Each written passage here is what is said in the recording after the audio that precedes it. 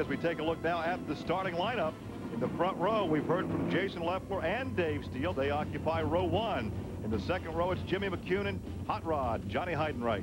In the third row, Jason McCord, Billy Whitaker, Gary Heber, and Ed Carpenter comprise the fourth row. In row five, it's Chet Phillip, and last year's champion, the winner here, Ryan Newman. In the sixth row, Tracy Hines. He's going for 3 in a row, and Bud Kading.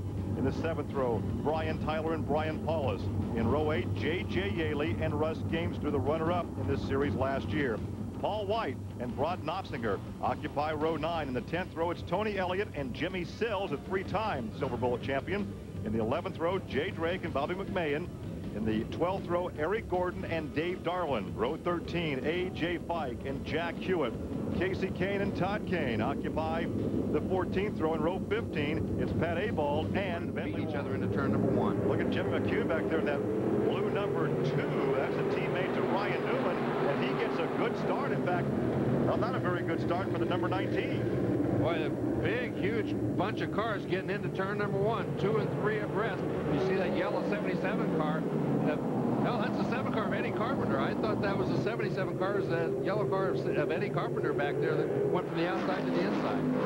Well, McCune got a good jump at the start. He's up to second position. Now a lot of points. He had a chance to gain on everybody quite a bit, but with that flat right front tire, we don't know whether that's something that was caused from the earlier accident. Very well could have been that something broke in there caused that tire to go flat. Well, it took Dave Steele a long time to get around the Eric Gordon number 41. Now he's stuck in behind the 3-time champion, the True Value number 11 of Jimmy Sills, down the backstretch, and he has lost a lot of ground on the position in front of him. Yeah, he's lost a lot of ground to those two Johnny Vance cars. Meanwhile, the 69 car of Brian Tyler is right behind him and putting the pressure on him, trying to move up and put him back from 4th back to 5th. So Tyler in that white car right there, the Kroger number 69, that's the Hoffman family entry. He's back in 5th position, trying to close in on Dave Steele. You can see that Tyler runs in a little bit lower, drifts up the racetrack, trying to find get a little more speed. Meanwhile, some of the other cars, Dave Darlin back there and Johnny Heidenreich, they're trying to battle their way through this lap traffic. That's Heidenreich in the red 99, Dave Darlin the blue 56. They're right there with the blue 41 of Eric Gordon and the number 11 of Jimmy Sills. Both of them go to the bottom side. Looks like they're going to make the pass and move up one spot. 51 car back there for Russ Gamester, also dealing with that lap traffic. There's Russ on the inside, that family-owned entry out of Peru, Indiana.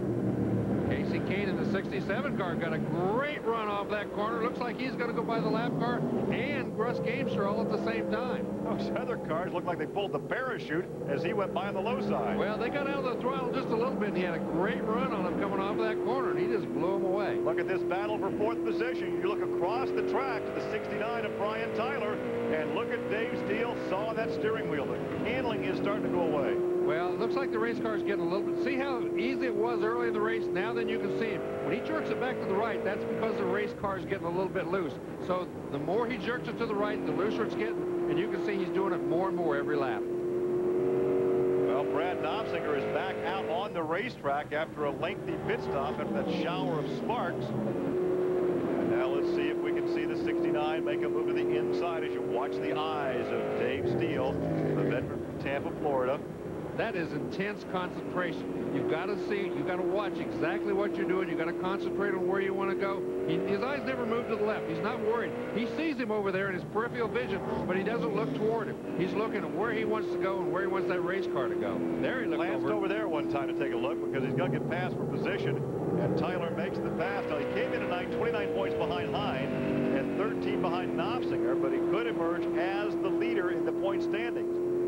For all these races, the 5th race on pavement. Tomorrow night they head to the dirt mile at the Indiana State Fairgrounds. And look at that, nothing but open racetracks that we're going to be 2 tough guys to pass. Now the green flag flies. We complete lap 78, 22 laps to go. And right away, McCune took a look to the inside but could not make the pass on the restart. Well, he's obviously right at this point of the race, a little bit faster than David Steele. And right away, he's probably never happy, so he's going to be very aggressive here early in this part of the race. The adrenaline starts to flow when something like that happens. Side by side down the front stretch. You glance back there quickly at the number 1 car. And there's Dave on the high side as McCune gets very close on the inside. Look at the nose of number 1. runs his race, runs his line. But meanwhile, McCune has gone around him. Steele got in very hard that time, went way high, and that allowed Brian Newman to get around him as well. So Newman now up to 4th position. But look at McCune. He got around Tyler while we're watching that other battle, so he's moved himself right back up to 2nd place very quickly, and appears to be, if not the fastest guy on the racetrack, at least the maddest guy on the racetrack. Well, he's probably the 2nd fast right now, because I think the fastest from the time they unloaded was the number 9 of Jason Leffler. Now that Steele looks like he's all of a sudden got a little oomph as he tries to get back under Newman. It looks like Tyler's the one that all of a sudden has lost a little bit of the handling of the race car. Doesn't appear to be handling near as well as it was before that. It would look right now like Ryan Newman and Dave Steele are actually faster than Tyler, but getting around could be a problem. Well, Tyler's running a very low groove. He has been all day long. And when he runs that bottom groove, oh, look at that. Newman goes very high that time. Went in low, went it back high. Tyler tried to sneak back under him, couldn't quite pull it off. Well, Tyler has won once this season, has 2 second-place finishes. Leffler has won already this year. He won in Phoenix. Now then, Dave Darlin in the 56 car. He's all over the back end of David Steele. David Steele's really got a loose race car. That race car, he's battling that thing all the way through the corner. You can see right there, he's sawing that wheel. Every time the back end steps out, he turns it to the right. So he turns it to the left. Now he turns it to the right. You can see right there. That's when the back end comes out. And he's doing that a lot more than he used to. And with the exception of that one glance over that we called earlier, he's not really paying that much attention to what's happening on the inside of him. He's aware that the driver is there, but he's running his groove right now. Well, he's trying to run him. It looks like he's holding up the whole train as Steele gets passed by Casey Kane. And now then Tyler goes to the inside of Jimmy McCune. 6 laps to go. The leaders flash under the start-finish line. There's that 3rd, 4th, 5th, 6th, 7th, and on back.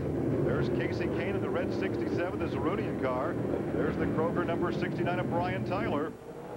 Casey Kane has done one thing better than anybody here tonight. He's run the high groove. Every time somebody drops down to make a pass on the low side, he just goes around them on the high side. He's done a great job of that. Meanwhile, Steele goes backwards again as he gets the back end loose. And there's the 20 car going by on the inside. That's the 20 of Tony Elliott. There goes Brian Paulson, the 22 car.